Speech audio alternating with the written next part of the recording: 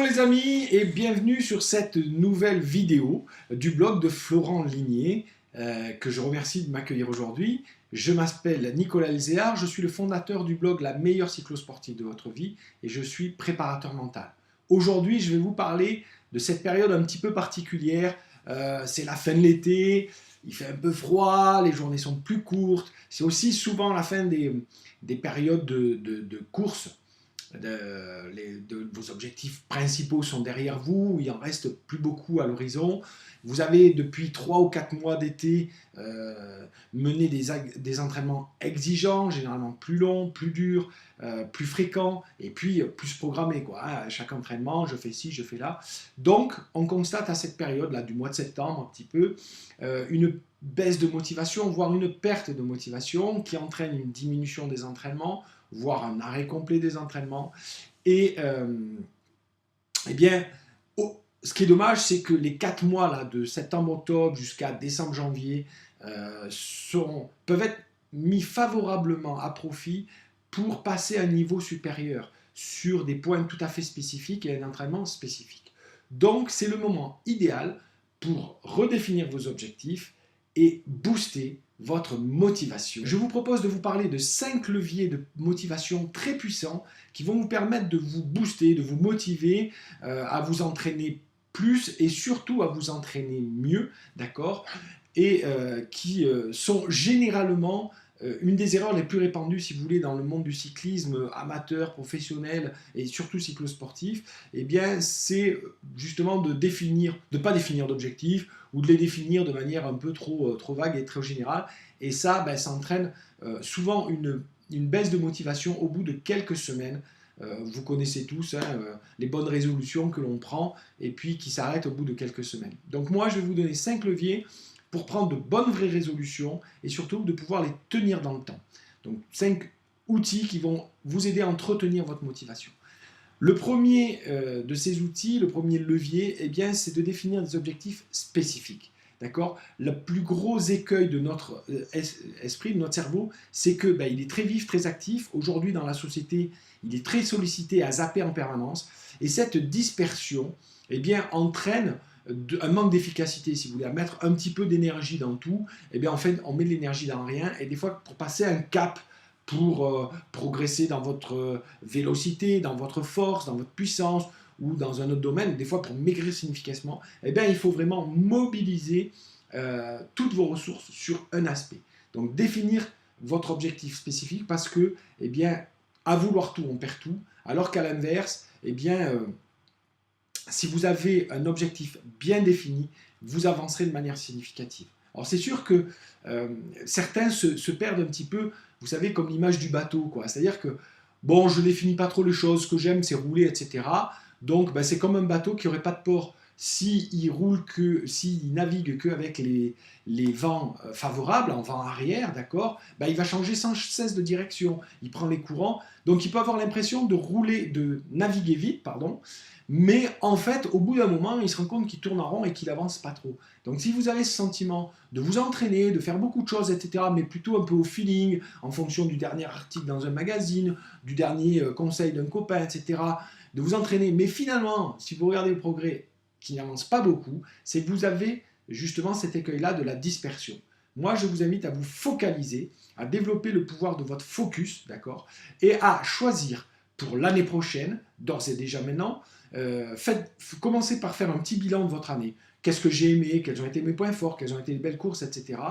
Et puis aussi, qu'est-ce que vous ne voulez plus, qu'est-ce que vous n'êtes plus qui se réalise. Faites votre bilan, et puis du coup, définissez une course, 2 grands maximum, une course de l'année.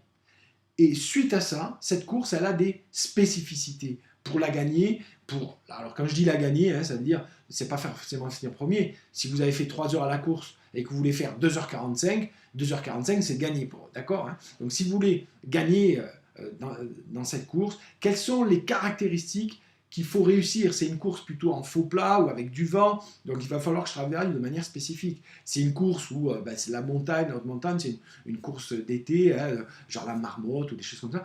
Bon, il faut que je travaille la côte ou le poids, etc. Donc quelles sont les caractéristiques qui vont vous permettre de réussir?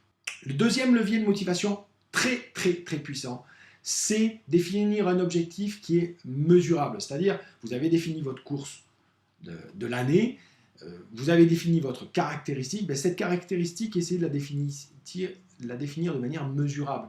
Si c'est plus de puissance, comment vous allez le mesurer? Si c'est plus de force, comment vous allez le mesurer? Si c'est une meilleure vélocité, comment vous allez la mesurer? Si c'est aller plus vite tout simplement sur un parcours, alors vous n'allez pas vous tester chaque semaine sur 140 bornes, d'accord? Mais testez-vous si vous voulez améliorer votre vitesse, par exemple sur une côte de 2-3 km. Eh bien, si aujourd'hui vous êtes capable de la monter à 20 à l'heure, si en vous entraînant vous progressez dans cette vitesse-là, eh bien forcément vous aurez augmenté votre vitesse de course, d'accord? Si c'est en endurance, faites un test sur l'endurance, etc.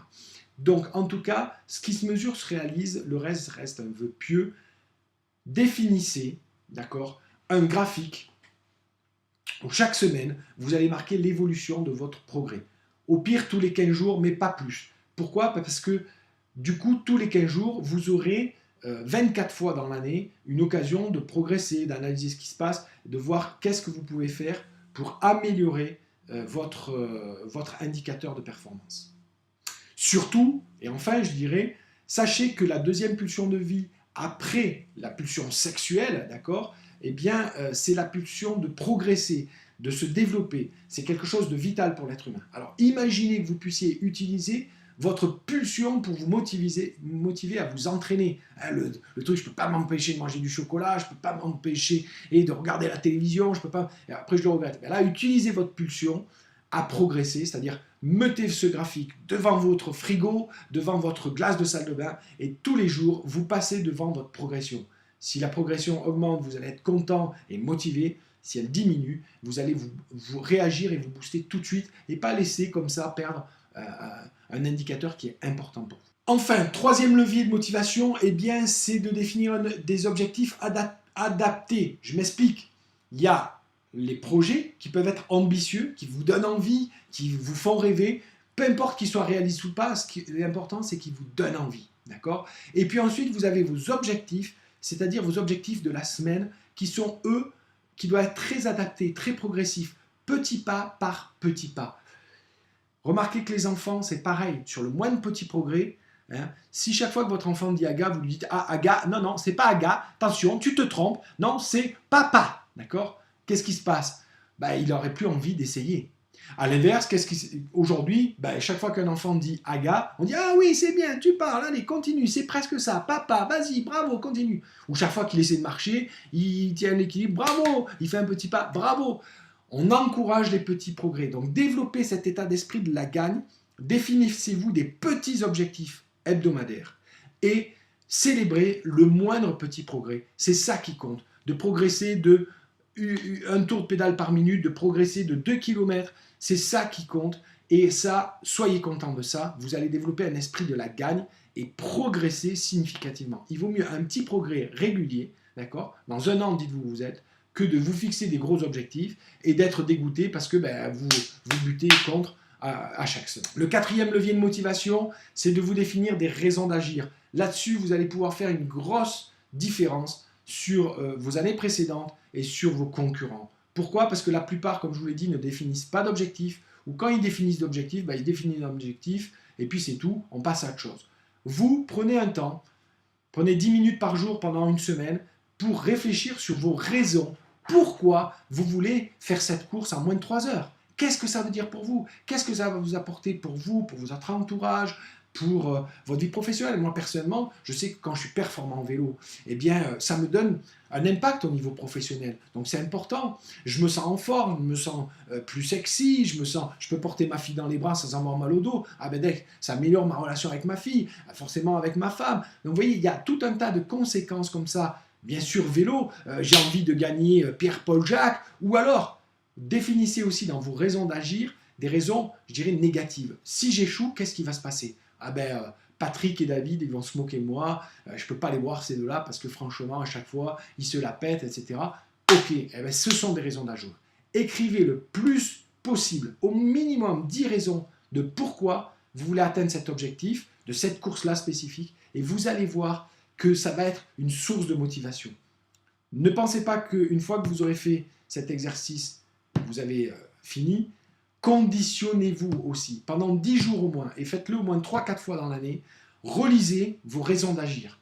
Pourquoi? Parce qu'à force de les lire 2 fois par jour, le matin en vous levant, le soir en vous couchant, le cerveau c'est là où il est le plus réceptif, qu'est-ce que vous allez faire? Vous allez les connaître par cœur. Et quand vous allez le connaître par cœur, sans même y penser pourquoi, eh bien, ce matin, plutôt que de ne pas avoir envie d'y aller, vous ne savez pas pourquoi, mais vos raisons d'agir vont vous pousser. Vous n'y pensez plus, mais elles vont vous pousser à aller vous entraîner. À un moment, sur un exercice, vous n'avez plus la force de faire une série supplémentaire, et bien là, vous les aurez acquis inconsciemment, elles auront beaucoup plus d'impact, et donc vous irez faire cette série supplémentaire, et peut-être même une de plus.